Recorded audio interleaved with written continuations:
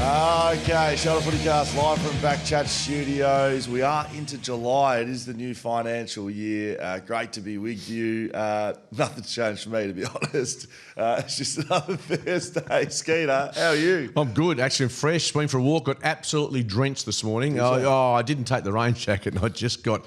It was persisting down, but got the hour done and dusted. And I was pretty happy to get it done, to be honest with you. The sand shoes were completely soaked. Excited to bring you this preview this week. We are back into 9 games during the round, which is exciting stuff. Of course, today, Aspect Accountants in the new financial year continues. They're signed on, Skeeter.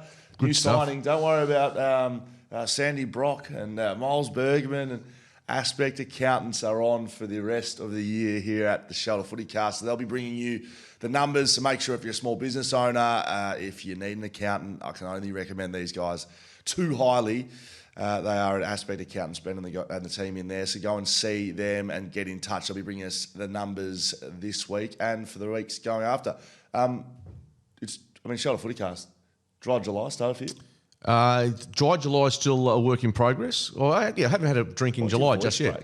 Why did your voice break when you said that? Break at all. I just haven't had a drink yet in July, no. But someone said you're doing... What day is it?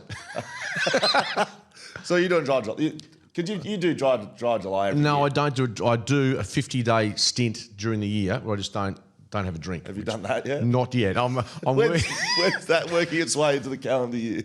Just got a few issues I've got to contend with at the moment. So I've got a Saturday off this weekend. I've got Vic away next weekend. So it's probably T's and C's of the dry July still being worked out. But a few issues. Check your local guides for details. I've just got to work out whether I've got the willpower, the manpower, and the discipline just to hold off during that period. Well, you don't. Let's be honest. I know you don't. Well, yeah, that's true. That's true. I mean, but bottom line, well, it's funny because I picked up the paper this morning and I saw the headline. I bawled my eyes out. I was too fat. I was letting everyone down. I thought, geez, they've heard Vic and I talking last year, but it was only Gov. We'll talk about that later. You thought you made the paper. Exactly. You made the front page. Brilliant then, Skate. Well, you can help us with this. Of course, it's hazy season. Is the footy better with shelter? Is running hazy 20 at checkout at shelterbrewing.com.au.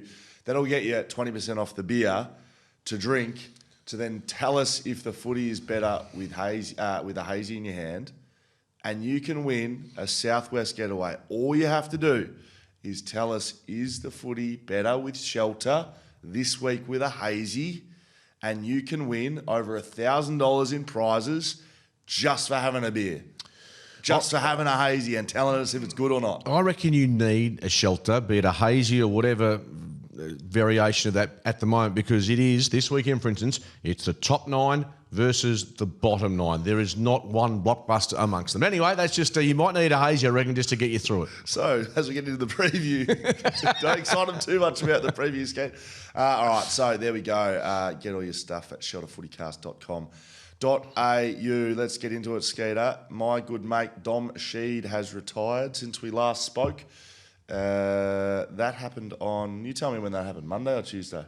It happened Tuesday. Tuesday, very good.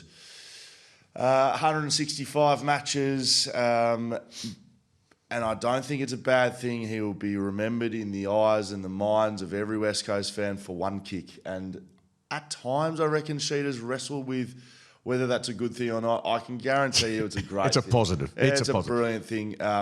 Some players will never be remembered. Some players have done things in their career they can talk about. Some players have been stalwarts, 400 games, but Dom Sheed kicked the greatest goal in the biggest game of his career, in probably the biggest game of most West Coast fans have ever watched. He was the one to win the 2018 Grand Final. You can hang your hat on it, Sheeter. Yeah, absolutely. Was it the best goal of his career in terms of difficulty? Maybe not, but the pressure, he just handled it really well. And I think he, fast forward to Tuesday, he handled the press conference well with a fair bit of humour, a bit of humility, honesty, and look, I think as a former teammate of his, you can only look back with fond memories. As you say, 165 games, his body didn't look after him at the back couple of years of his career, but there's a a wonderful story there to be told. And as I say, it's footy, not just West Coast Eagles folklore, really. If you look back, and we look back in 50 years when they show the grand final eve marathon, he'll be part of it. That match will be part of it, and he will play a leading role. So yeah, well done to him. And as you know, he's a really nice bloke. He deserves to go out in his terms. I guess speed wasn't his attribute, but he knew had a great radar with ball in hand, and yeah, he's been a absolute star for the club, and unfortunately, the end has come, but so much to celebrate. Yeah, at his best, like he had a few moves that he used to love. He used to love the sort of duck and shrug. So he used to get it, and you remember, like in stoppage, used to be strong with two hands and duck and shrug people off him. And of course, his piercing left foot, like at his best, that was one of the better kicks in our side through our sort of very good years. So, injury's pretty brutal and how that goes. But, Sheeta will be remembered for being a good football player. He'll be remembered for kicking a goal in a grand final, win the game for his teammates. And I think most of all by teammates and people who know him, he'll be remembered as an absolute great bloke. Yeah. And when it is all said and done, and when you're trying to figure out what you're going to do next in life, and you're bloody standing up there in front of your teammates, being a good bloke's not a requirement, but being someone who is respected by your teammates is basically, I think, what you should be trying to do as a player is like have the respect of your teammates, of your peers, and then probably your coaches, and then ideally the staff. You show them absolute respect, and ideally fans love you, but sometimes they don't. And if you can be answerable to the people that matter, and first and foremost for me and for Sheeta, I know is his teammates, and then everyone else, well, he's done a bloody good job. So well done, Sheeta. Yeah, and just thinking it then, he's probably not in. If you list the best ever West Coast Eagles side, he's probably not in that. No, he's not. But you put the best ever moment. You put him as a sub and just get him to come on with 5 minutes to kick the goal. It's him, and then I guess you have to go back to 06 or whatever moment that was. 92, 94, yeah. Those goals after the siren. Yeah, huge moments in big games, and he stands alone. I still, I was asked a question yesterday on Fox Footy and about him kicking the goal, and I get goosebumps every time I think about it properly. But when he kicked the goal, that wasn't really a big moment for me personally, because when that happens, like you understand as a backman. What are we down to? Are we down to 3 or 4 minutes? No, two. Two. Yeah. Okay, two. And we dominated the last quarter. We could not get in front. Field position. Hit the post twice. Masto missed one. I reckon there was another pretty gettable goal missed. Well, JK, there was JK kicked one. But like Collingwood had come out and kicked a couple, so we were kind of up against it the whole time. But as a backman, and this is where my not hatred, but just frustration with forwards and mids come. You get that dominance and you're just thinking, come on, we've got to kick one here. But interestingly, when he kicked that, I never lost faith, and I've spoken to a lot of backmen about this who played that day. Like, we never lost faith we were going to get in front. So not that I thought he was going to kick that goal, but it just sort of, you're like, well, if he misses, we're down that end, and he might kick a point and we'll be down by 3. Didn't know exactly how long was left, but you're in setup mode as a backman. Like I'm yelling at blokes, making sure I'm perimeter on the outside, making sure our back six, our mids are back, we're set up. So when he misses, and they're going to go long skinny, which you do when you're up by 3 points in the grand final, that we're going to get it back. So you're putting the ruckman in the right spot. So when he kicked that goal, I don't have the memories that everyone else did, because when he takes the mark, you're immediately into setup mode, getting the boys sorted. Then when the ball's in the air, you're like, all right, going to kick it or not. Goal, excitement for everyone else. But as a backman and as a senior player, you're instantly into, right, we were just down by 3 points. Now we're up by 3 or whatever, up by 2. We have to go into a completely different mode. Shutdown mode. Yeah, like you're in attack the game, go through the corridor, me running off my man. You're in have to win game. Then you have to be like, oh shit. Wingers back. We had a mode where our forward came up to the wing, our winger comes back. If that gets followed, get the other winger back, get another forward up. Midfielders need to know where to clear the ball. You need to know who's in the centre bounce. You need the backman in the right side. That's the mode you go into as a player. So, and so what in your now obviously nowadays players know through the signage and the communication, minute, 30 seconds. Did you have that same sort of setup back in 18? Yeah, it's a good question. I reckon we thought 2 minutes. Yep. It was more a runner, like the runner would come and out, so tell a leader. I haven't looked at the game for a long time, but is it okay? I think the Eagles won a clearance, worked the ball towards half forward. I think Luke Shue was pretty instrumental in a bit of that. Willie Rioli was in the middle. It was That's his right. first centre bounce of the game, and he was in the middle for the last one, and he won the clearance. Yeah. And they got it clear, and they kicked it to JK, who dropped the mark, I believe. Fucking scrambling around. All you're trying to do at a centre bounce when you're up by that much with nothing long is get a mark, and then you can squeeze skinny. You take your time. Kill the game a bit. Pretend that you're having shots, you do that. Whereas old Buggerlugs Kennedy is just dropped a blatant mark. And so then it turns into a shit show again. Yeah. Because what Collingwood want is... Movement. Play on, move on.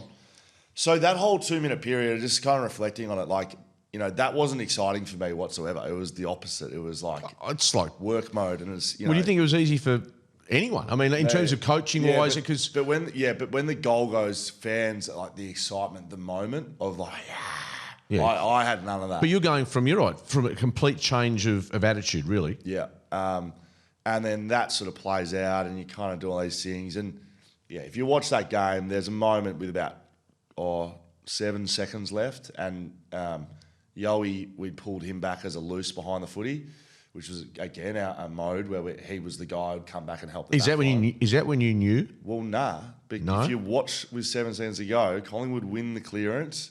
It bounces over everyone, and it's Yowie at the very back, exactly where he's meant to be. Gets the ball, turns, snaps it back in, then there's the scrimmage and it's siren. But Travis Varco is about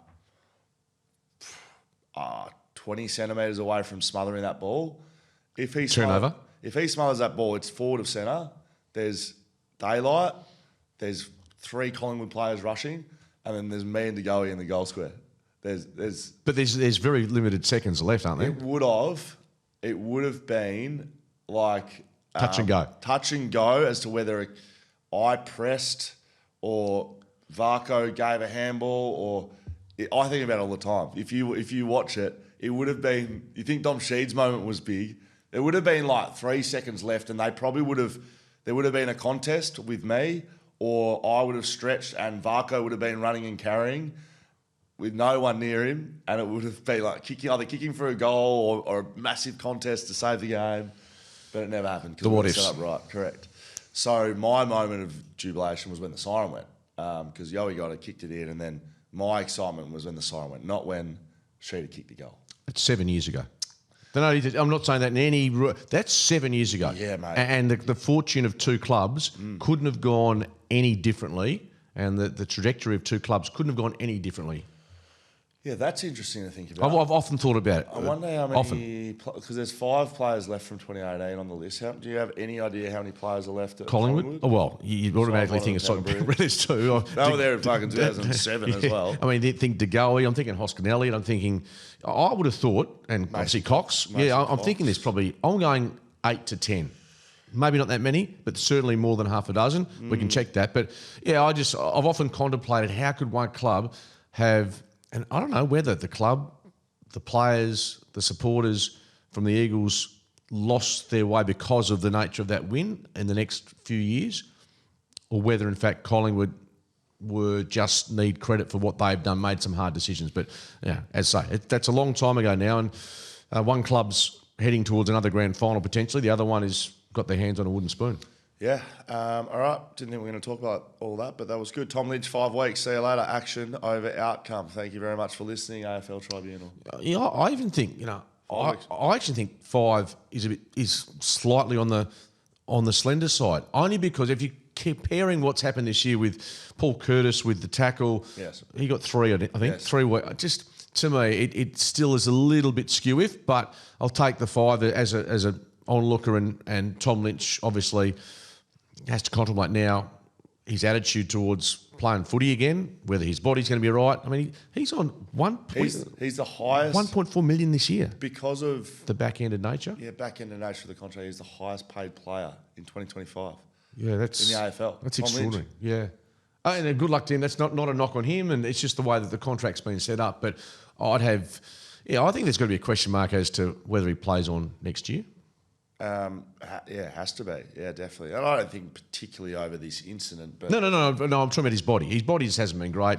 Do you try and usher in, or do you try and use him as get inside his head and hopefully next year he shows leadership qualities which will help this young Richmond group. I will say, Skeeter, and just because we're talking about key forwards, the Coleman medal is as good as done, by the way. Who's in front?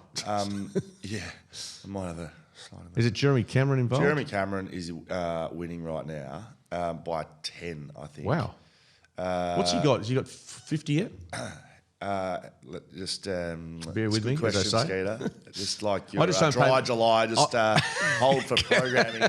Jeremy Cameron's on 48. Jesse Hogan's on 40, who's not playing this week. No. And you know Geelong play? Geelong played Richmond. At the Cattery. Yeah, so that's... So the good news is that Georgiades is third. Jezza could get I don't know what, because the numbers have been quite slender in terms of Coleman medals. We think of the glory days. He might end up with 75. Yeah, he probably should. Yeah, so, yeah, I just thought that would be worth mentioning while we're having a little chat about key forwards. I think he's won the Coleman already, eight in front. A couple of big days from Jesse Hogan looming, but if Jeremy Cameron kicks any more than 5, it is well and truly done at that one. That's a one-person race. A little bit of signage news. We know that Miles Bergman has been highly sought after. He's signed on. Bigger news in bloody Adelaide, Victoria, to be really honest. I mean, there's a bit of chat about him and Wanganeen Miller and the future of both players. Bergman's, and to be totally honest with you, having looked at his past couple of months, he's an emerging player. Good player, but you're right, not going to make too many headlines this side of the border. No. Young Eagle Clay Hall was the rising star this week. 22 touches, 4 tackles and 3 clearances. Good for him. And we interviewed him on radio the other night. Oh, did you? How'd he go? Very exceptionally well. Awesome. Articulate, thoughtful, measured. And if I can, in fact, no. Well, before we a story from last weekend in Melbourne, which was relayed to me, and then I went on radio and asked Clay Hall about this. I don't think. Well, you were probably across it. So pre-game, Bo Allen gets stuck in a lift for about an hour.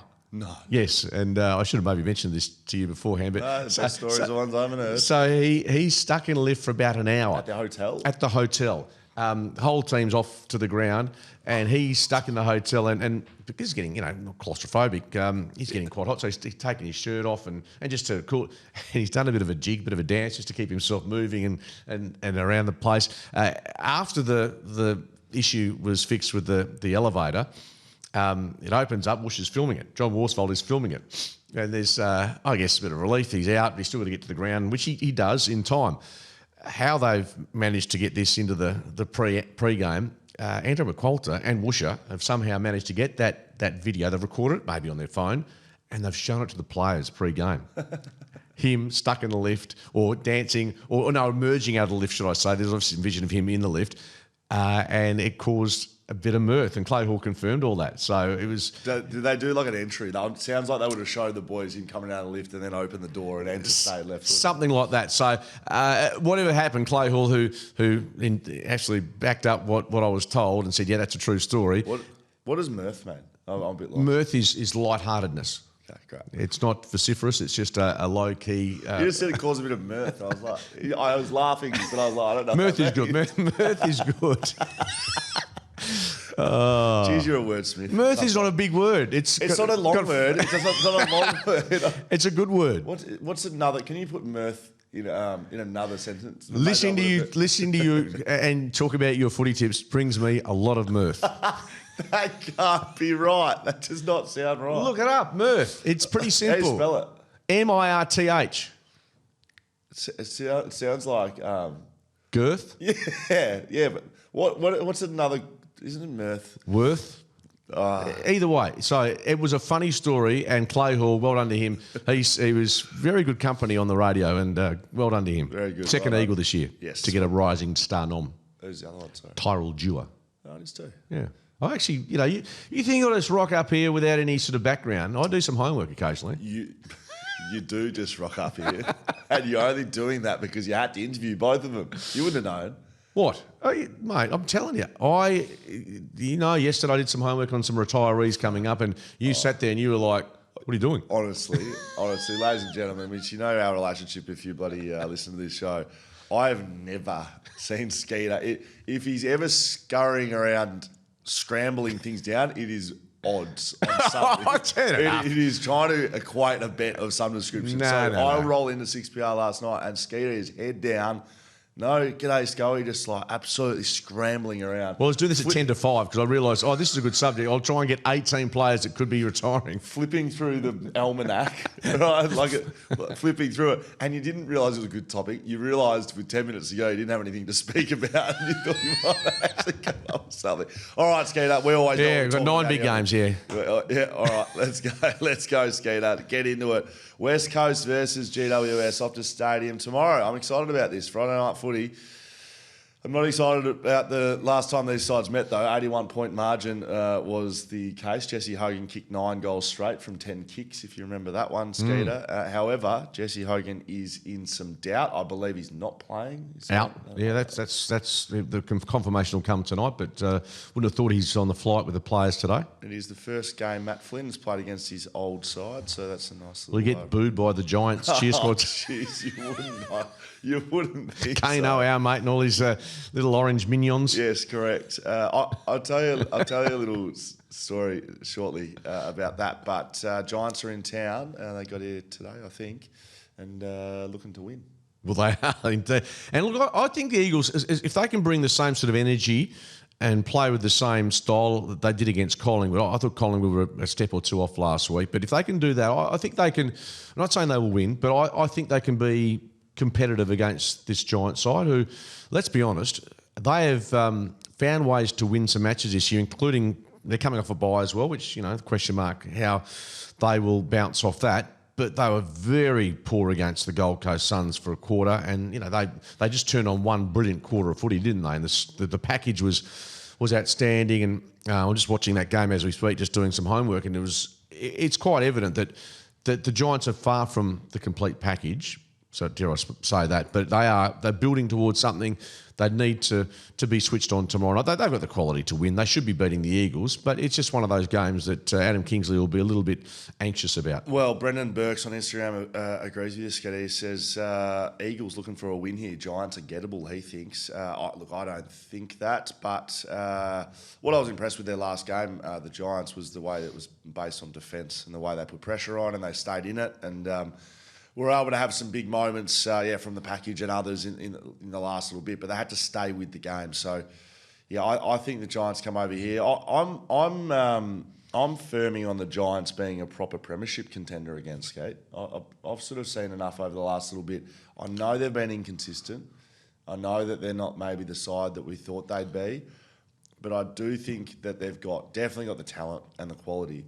But I do just see some signs that their game is coming back to where it needs to be, and that is based off the Orange Tsunami, which is not offensive. People think the Orange Tsunami is their run and gun football. Their Orange Tsunami, told to me at the voice of Adam Kingsley, I was quite scared when he told us this actually. It was a pre-game thing last year, and they let us into the rooms to chat to the coach, and he was in proper coach mode and scared the shit out of me and Pav. But the Orange Tsunami is their defence, and their defence has been poor this year, which means their offence has been poor, and it means they've been inconsistent. I think their defence is coming back, and I think they're a proper premiership contender. So I think it's going to be difficult for West Coast to beat them. There won't be too many changes for West Coast, and I don't think they're going to challenge GWS. Well, the Giants, just to back up what you said, have conceded 45 goals to general forwards, the fewest in the competition. So that is, given the Eagles probably don't have their forward setup is a little bit makeshift at the moment. But conversely... That's the Sam Taylor effect. Yeah, but he's not playing, Correct. Of course. The Eagles won 4 of their last 5 matches against the Giants at Optus by an average of 24 points. So, you can make stats talk the way you like. I don't disagree with you totally about the Giants this season, but they need to get themselves into a position where they're not playing 4 games in September where it's losing you're out. I think they need to get a decent ladder position to have me confident that they can really challenge the better sides. those numbers brought to you by Aspect Accountants. I'll pick GWS. Thanks, Skeet. Me too.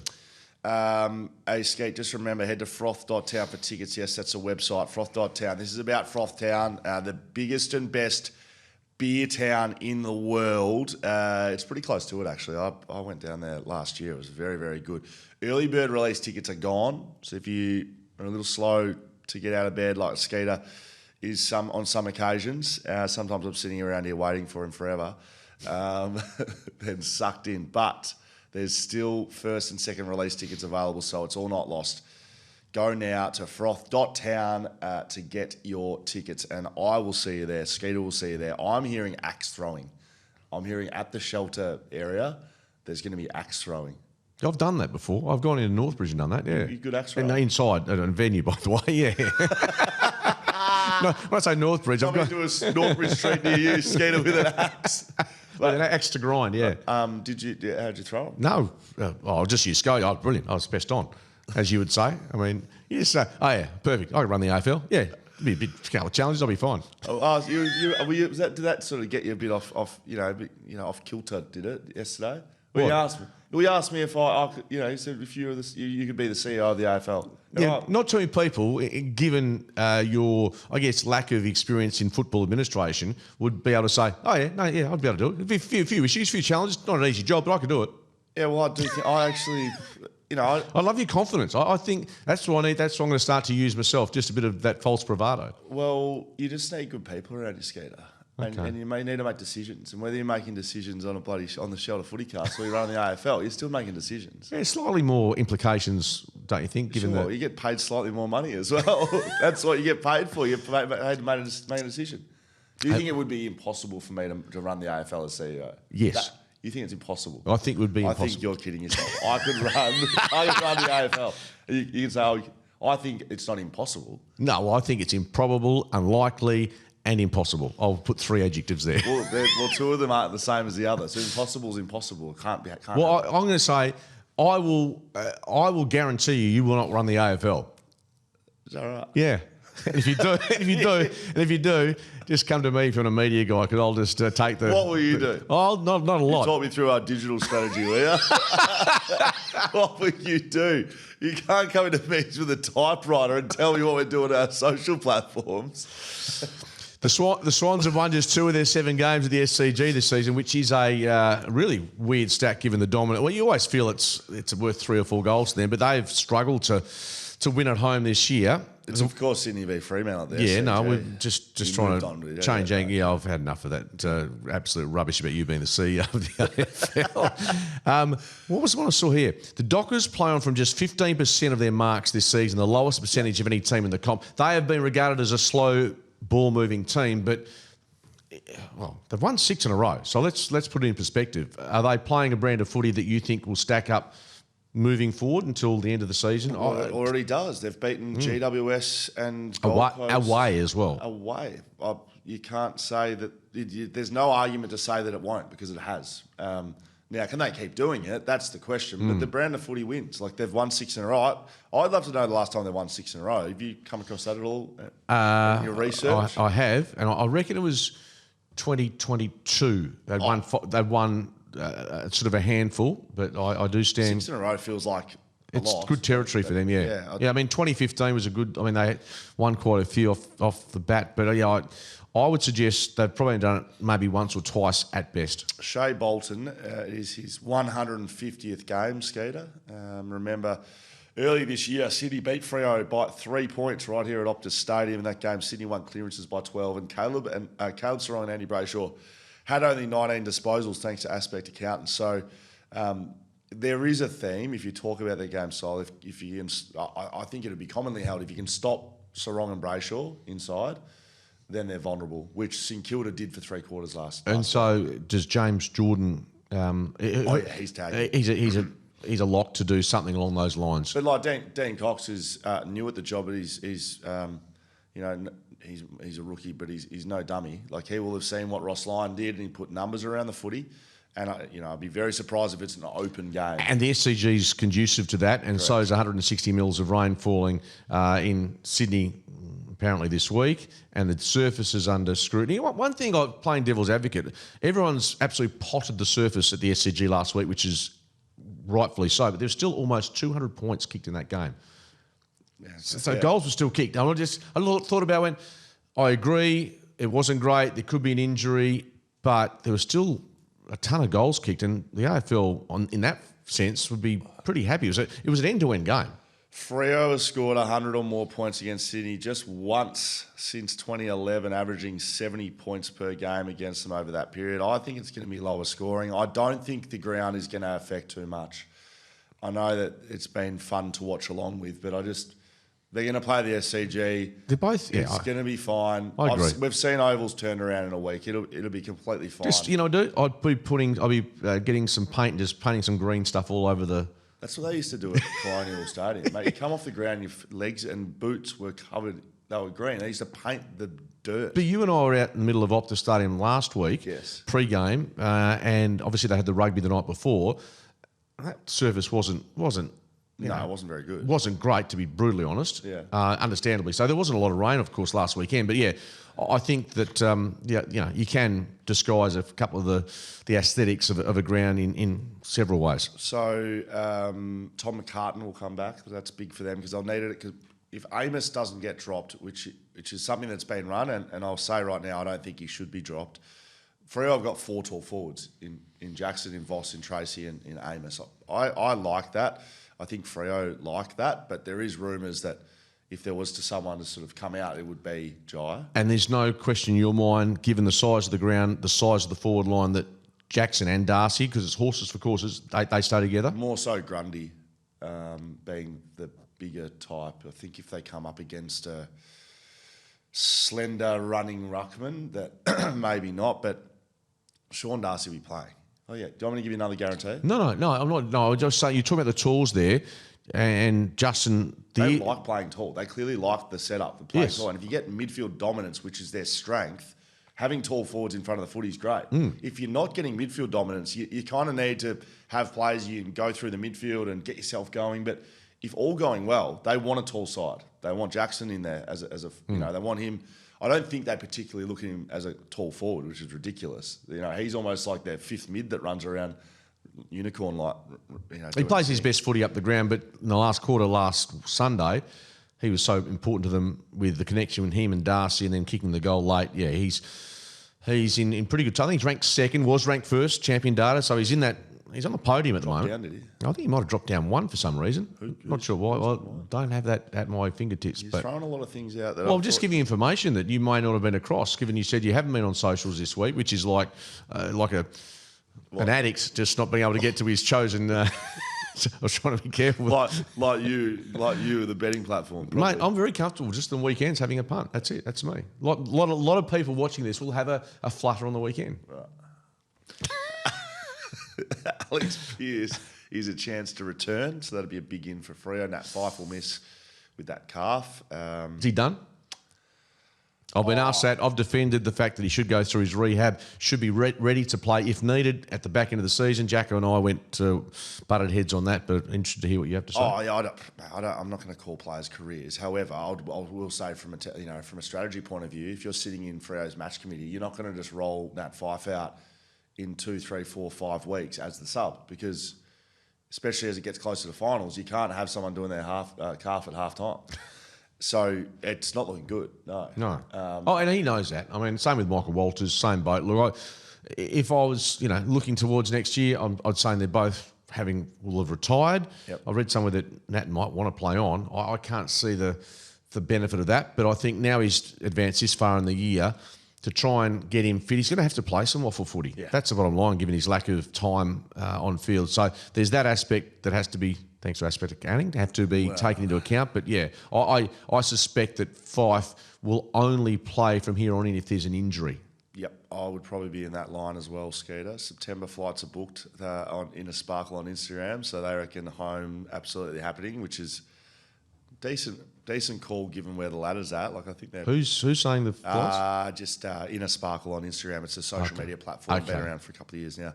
And Chris B. Thy Name on Instagram says nervous that the turf is going to cost someone a place in Fremantle's inaugural flag scheme. Gee, they were 6 weeks ago. They wanted Justin Longmuir removed, and there was all sorts of. That's a good point. People upset. The fluctuation of emotions of Dockers fans is actually quite humorous to watch. It's not ideal. It's like being a Perth fan. True. Okay, Skeeter, is the footy better with shelter? To be clear, you can win a night's accommodation at Hilton Busselton, a bottle of Crodaro wine, 2 bars of Aldo's chocolate, dinner and beer at Shelter Brewing Co., a burgers and beers at the Golf Par 3, right? You get all of that for sending us a little synopsis of whether you think the footy is better with shelter. This week, it is with the Hazy, which is my favourite shelter beer. Hazy 20, Hazy 20, will get you a 20% discount at checkout, shelterbrewing.com.au. It'll be delivered to your door. Jump onto shelterfootycast.com.au, hit the Is the Footy Better with Shelter, send us one of these. Now, Skeeter, a couple to get through. So these are all entries. We'll be awarding a winner, not today, but we'll be picking the best Is the Footy Better with Shelter. I had a couple to send you, and got to be honest, there's a couple of good ones, Skeeter. Okay. This is from Jack. Morning, Will and Joe. Get that? Yeah. Oh, it's a fresh joke. Be nice, but well, let's roll out Morning, something from Will and 2024. Joe. Yep, Grumpy Joe's here. I can not Sleepy Joe today. Grumpy Joe. I can confirm that footy is better with shelter. It even makes your own footy skills improve. I can promise you a lovely drop of shelter will assist Joe Biden in kicking the snap from 25 metres out on the angle, as he is so confident he can nail. The only way Joe is kicking this is with the help of a beer born and brewed from Busselton. Cheers, blokes. And Joe from Jack. You'll be kicking that. Not today. I told you to wear. No, I've got to go and look at a house after this. So I've got money bags, righto. No, not money bags. Some sort of mansion I up will the do hill, it the is next it? week. I'll be not on the Monday, on next Thursday. I'll be able to help you with that. Why can't you go and look in some runners? Would you have to be dressed nicely to go? No, and but it's a time factor as opposed What to time are you going then? about 10, 15 minutes after we do this. Is that okay? Where, is it a nice house? I don't know. I just get led by Your wife. my wife. Yeah, beautiful wife. But I will fulfil that duty. And I didn't say I'd kick a goal. I said even I could score from 25 metres Well, out. you got to do that before the end of the week. All right. End of the week. I told the people of the audience that you're going to be doing it this week, and we didn't do it after the podcast. And instead, you've come in your best bloody kit and your jeans and your blue suede shoes you got on. All right, next slide, Skater. Dylan says, for me, gents, the Shelter Hazy does not make football better. This extreme statement is solely due to the fact that I too share a similar palate to the one and only Mr. Eddings. Although the Shelter Hazy and I don't see eye to eye, much like Scully and the Tribunal, the Shelter Lager is as reliable as incoming spoil from Harris Andrews, whether you prefer your ales smooth, stouts or crispy lagers like myself. Chances are Shelter might have something for you. Turning into an ad here, Dylan. At the end of the day, fellas, no matter who you are or what you do, life can get bloody tough sometimes, but getting the boys around and having a couple of shelters can go a long way for a bloke who's just trying to get by. So, yes, lads, in the end, the footy is and forever will be better with your best mates. Just not a hazy for me. Dylan and him enjoying an ice cold shelter. Yeah, a bit of a suckhole there, Dylan, the way he's... but I like it. He's on the same train as me. He was honest. He said... No, he's like me. Yeah. A suckhole. No, the beers are an acquired taste, and that he's on the same sort of palate as I am. So, Skater, I want to show you this one because just Jim Dingo Kirkwood has sent in a photo of himself having a hazy. I like that. That's extra marks for a photo. He's got the Dockers Dockers shirt, maybe a size too small, I reckon, Dingo. Oh. Right, with Skeeter to know a bit about that. Having a hazy, absolutely. So it's a good story, this one, Skeeter. I'm an expat from Perth and diehard Dockers fan since 1994. I get up at whatever time in the morning. We're 12 hours behind WA. So he's in Europe, is I he? don't know where he is. That's what. Yeah.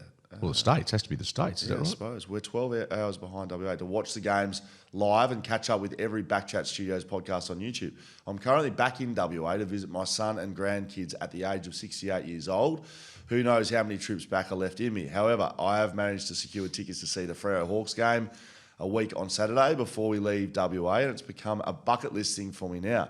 Been drinking shelter since I've been back, and plan is to visit them down in Busselton next week. So, as requested, and as the photo proves, footy goes way better with a shelter hazy. He's got 2 shelter hazies in hand, by the way. Thanks for everything you guys do, and we'll continue to tune in when we're back halfway around the world. Jim Dingo Kirkwood. Hey, Jim, I'd love to know where he lives, to be totally honest. But yeah, that's great that he's part of the team. I reckon if you're living overseas, any connection you can get to if you love your footy, to whether it's a podcast or just keeping touch with footy, I can actually understand.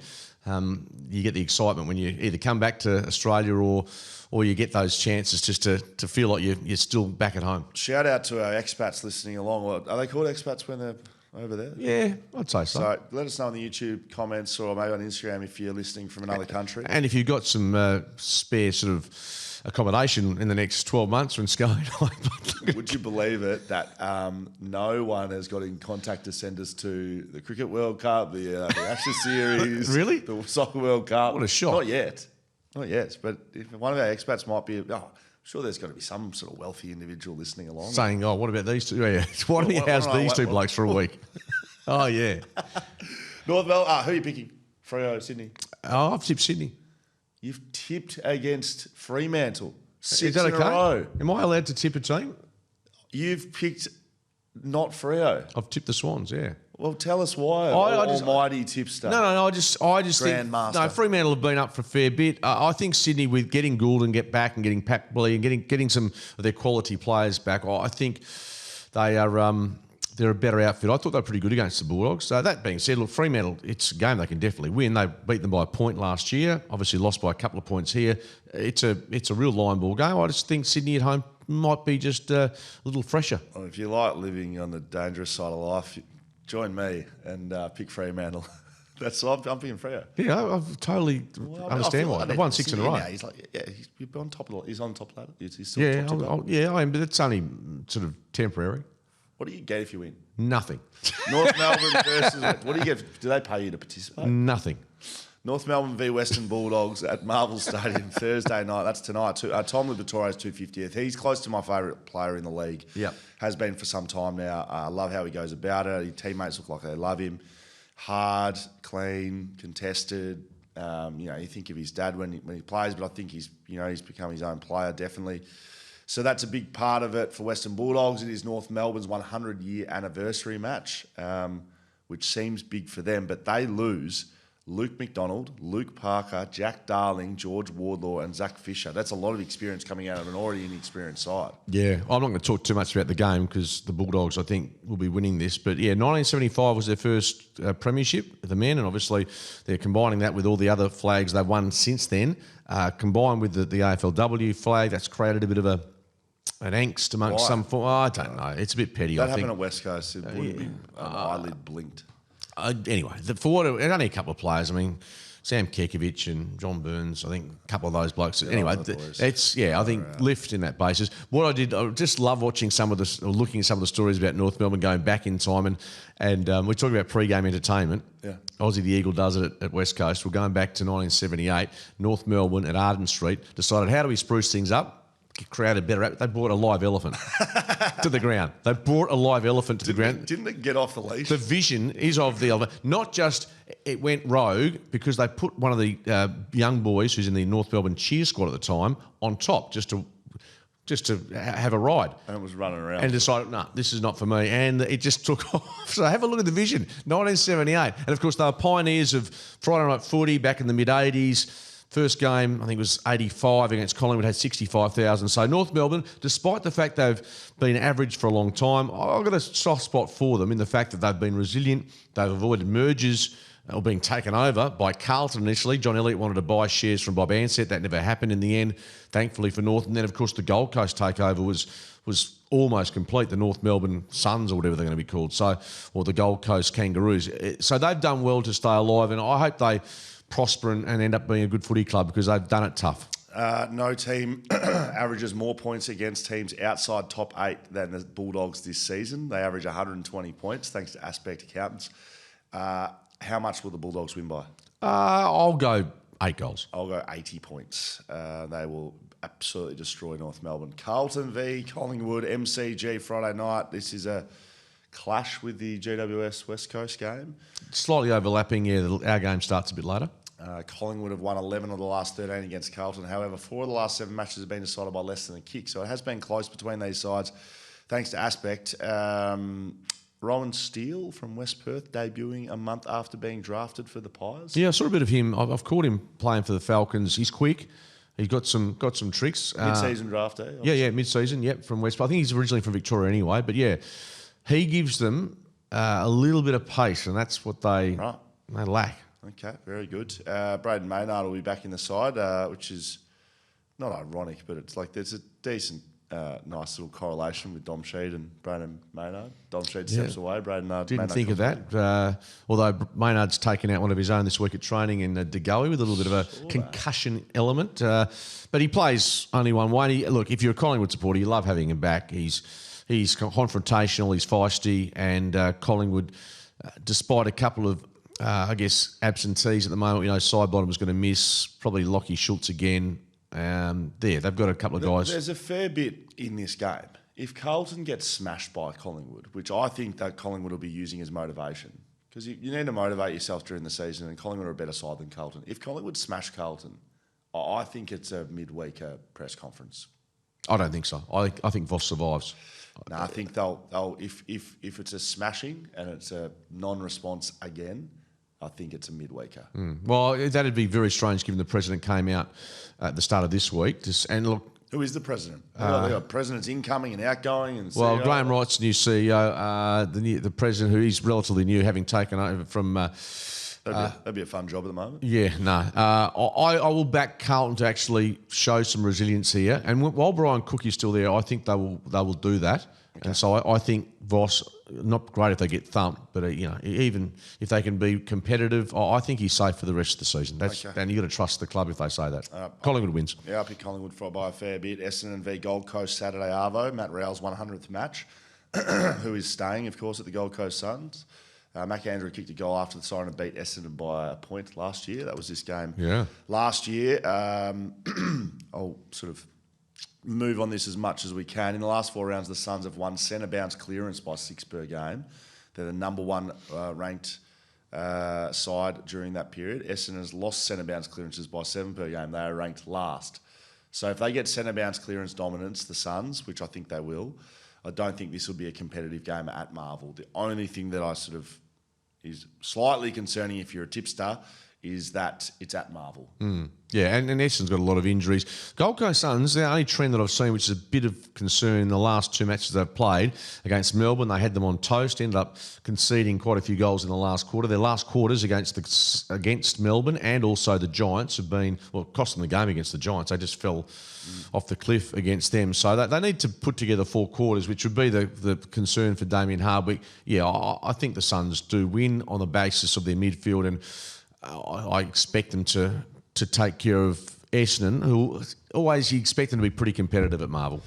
Yes, well, if we talk about competitive and good games, this is not it. Geelong versus Richmond at GMHBA Stadium. Is there a world in which this can be a competitive game? Richmond have won once at GMHBA Stadium since 1990. They wouldn't have played there a heap, I wouldn't have thought. 15 games in 35 years. Okay, yes. So, and Richmond's been good through a bit of that and then poor through some of it. Yeah, they're a young side. It looks like they've fired their best shot for this year, and they've had some good moments, some good wins. But they're tailing off, which is no huge surprise. And the Cats have just got too much to play for and too much quality. And as you said, Jeremy Cameron. Is it a day game?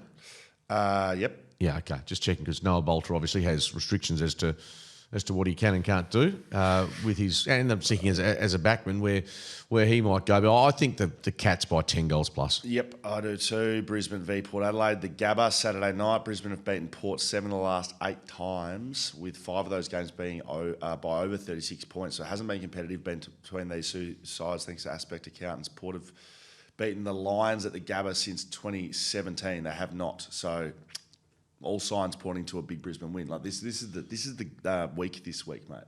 Like Geelong, Richmond. Like Freo, Sydney is probably the only competitive game out of all of them. On paper, yeah. Hopefully we see something bob up along the way. But Brisbane's the only chink in their armour really is their ability to win at home this year, which is a bit like Sydney's having a bad year, but Brisbane are still thereabouts and they haven't been able to get the results as regularly as they would like. So, yeah, Port so impressive against Carlton, particularly in the first half last week, but there was very little opposition there. Port's not playing finals. No. Brisbane is. They want to finish top 2. This is where they have to start accelerating their move to September, and then hopefully Chris Fagan gets them going. But they win, I think. But Port's got enough quality to, as they did against the Giants, to cause some issues if they're on. But I think Brisbane up there wins. Yep, Brisbane smoke them. St Kilda v Hawthorn, Marvel Stadium, Saturday night. Couple of milestones. Might be a Charles 100th for overall. 31 at Richmond, 31 at Gold Coast, 39 at Hawthorn. Dan Butler's 150th. Josh Battle plays against his old side. This is interesting. Battle compensation pick. They picked up Alex Taru, who you'd have to think is a decent replacement for a key backman. Yes. Or a backman. So as I'm not taking this as an original, but so St Kilda lost the battle but won the Viking War. That's a good line. I heard that on radio this week. So I'm not going to say. I heard it. I heard it on SEN from someone text in. I thought that's a good line. Wish I'd known about that last weekend. I would have used it in my commentary if I'd thought of it. Absolutely. I'm not going to pinch someone's.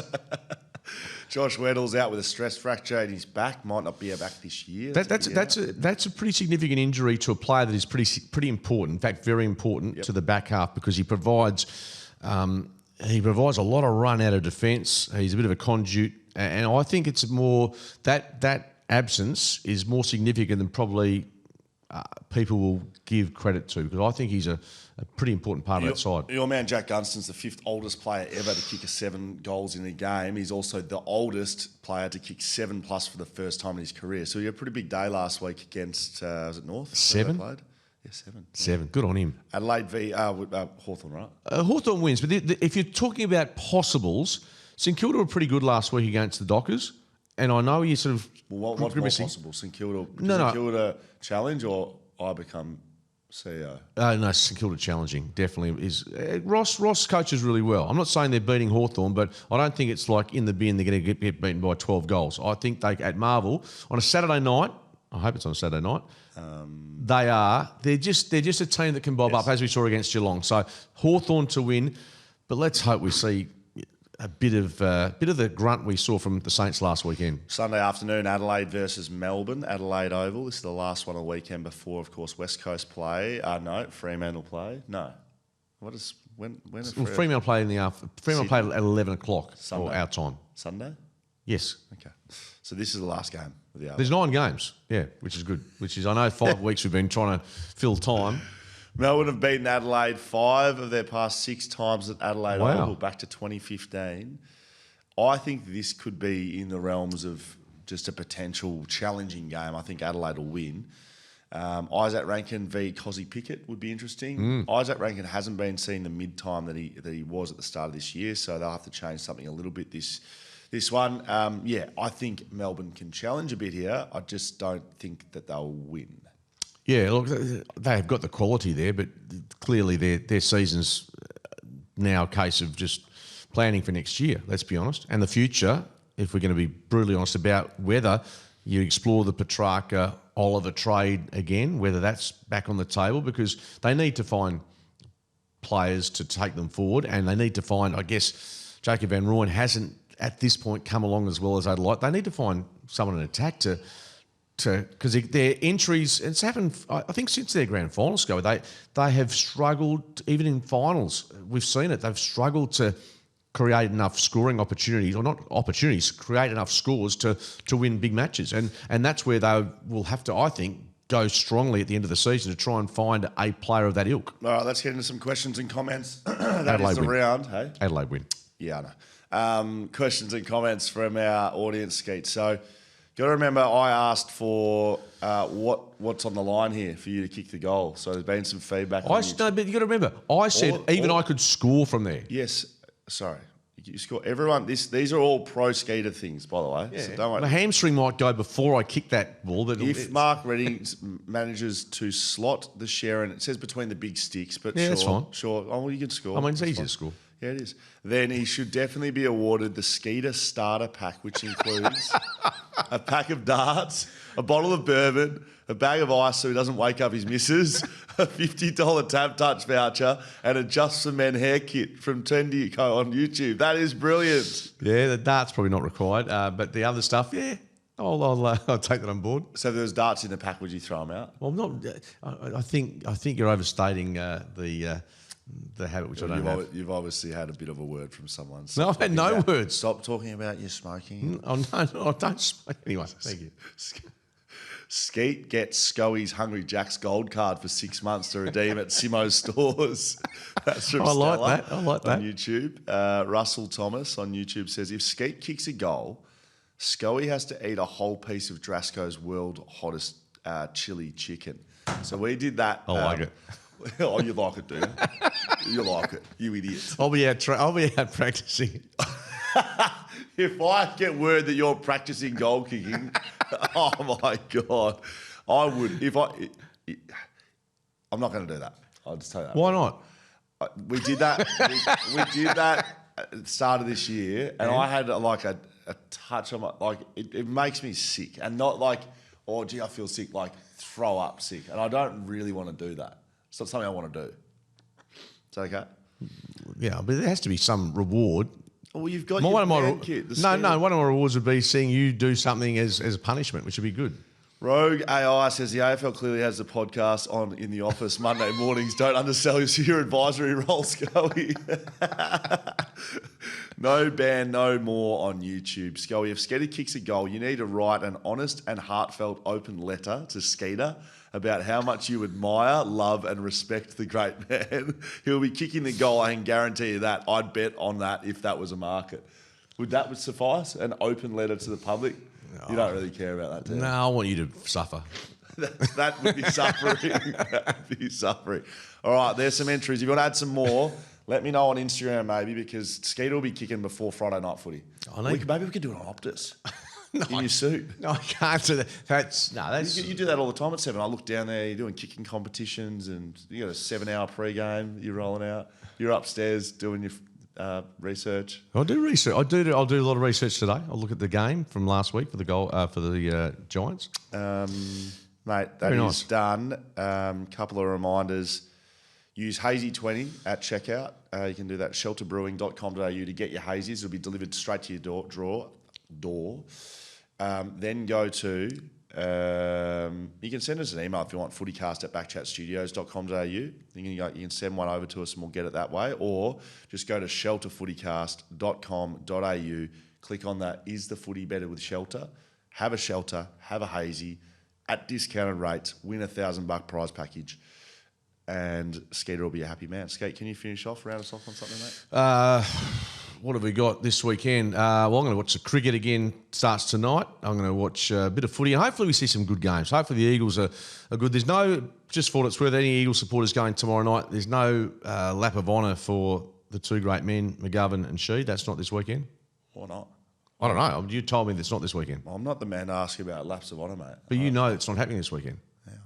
You're a bit grumpy that you didn't get that lap of honour. What about if you don't get the goal? If I don't score. You have to organise me a lap of honour if you don't score. Yeah, I'll do it. And I'll do something bad if you kick it. Yeah, so I'll organise in a televised game a lap of honour in a waffle game. We would have the 7 against you. You in a car. I'll make sure we do it pre-game. On an elephant. On an elephant, yeah, without a man handling the. And if you kick the goal, I'll do the chili chicken thing. But I need like a. How many shots will I get at the goal? I don't even need you to organise the thing. I need a tweet or something saying, why is Will Schofield and Chris Maston and Lewis Jenner not have a lap of honour? And these clowns are out there getting theirs. I need you to do something like that. How do they know that I'm only joking? Guess I don't know. Anyway, we'll be doing it. At some stage, I'll be having a shot for goal and right at home with me. Yeah, don't worry about Dom Sheed's buddy. Kick to them out. This is the kick that everyone's just has to score and I get the result. Yeah, well, I haven't decided what you're going to get to do that. Okay. Goodbye.